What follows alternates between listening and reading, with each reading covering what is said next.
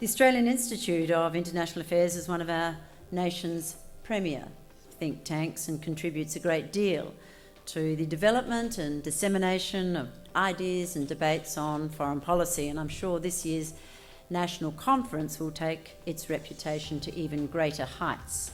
Of course, I'd also like to acknowledge the special guests that are with us today, the Deputy Minister of Foreign Affairs for Security and Multilateral Issues from the Czech Republic, the Ambassador of the Argentine Republic and the Dean of the Diplomatic Corps, other ambassadors, high commissioners, our own diplomats, of course, past and present, and other officials who are here. John McCarthy, who is the National President of the Australian Institute of International Affairs, and to all of you engaged in putting on this very well-attended conference today. We should, I guess, have a really honest, maybe a bit confronting conversation with the sort of role that we want to play in years to come. The people who get to choose which one of those scenarios our kids and our grandkids end up living is us. The decisions are being made right now. So trade policy is really now at the cutting edge of countries' national strategies to enhance their international competitiveness and ultimately their economic prosperity. So my big contribution to this debate, if I'm trying to make one, would be about the domestic impact and necessity for change in this country, rather than concentrating on what's happening quite as much in the rest of the region. There are many things that we can do at home which we could and should be thinking about. That when we consider the role of Asia in Australia's prosperity, we need to not ask what we can do for Asia, but what can Asia do for us. That Australia's future prosperity is ultimately going to be tied to the science and research that we are able to both develop and engage with as a nation. And of course it brings to the fore the question of how will China use its power, which probably is the most defining question of our time. For the first time in history, the world is experiencing a relative readjustment of two dyadic powers: the United States and China globally, and China and India regionally.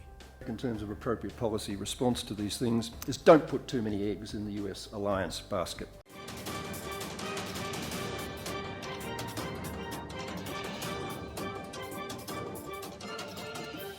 How are you finding the conference so far? Yeah, it's really interesting. There's been some phenomenal speakers. I particularly like Mukund from Asia League Business. I used to intern there, so that's been really interesting. The panellists, what they've been saying has been really thought-provoking and also very entertaining, which has been great. So we've been really engaged, laughing and sort of thinking hard through the last panel especially. I really enjoyed that panel. I thought the three views were very diverse and it actually allowed for a greater kind of level of conversation and discussion. Also, I thought the questions that were asked were really nice and very leading. I particularly liked the question about nuclear, the question of nuclear kind of industries within Australia. That you've liked so far from the conference? Definitely Julie Bishop's speech was really interesting, had a lot of broad stuff, it was really good. And also Professor Mark Beeson was fantastic, really sort of challenged our thinking about a few things. Well, I've really enjoyed hearing from Julie Bishop. She was such an articulate and eloquent speaker. And so far, the discussion of trade and Australia's role in our regional trade architecture has been fascinating. So looking forward to more interesting insights. We used to have summer schools in this national capital back when I was a young diplomatic cadet in the 60s, and they were held in the National Theatre, and there are a fairly wild bunch of enthusiastic young people who were waiting for the Menzies era to come to an end and for Gough Whitlam to come to power. And when he did, everyone, I don't think there's a sober young person in Canberra for a long time.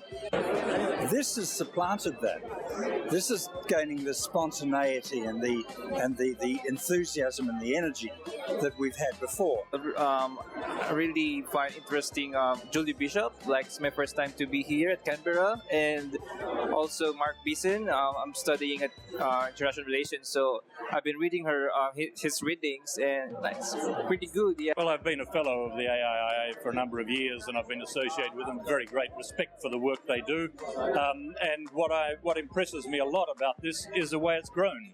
The first one of these conferences I went to, there might have been 30 or 40 of us. Today, 300 plus. So the community, the constituency for foreign policy has grown, and that's terrific.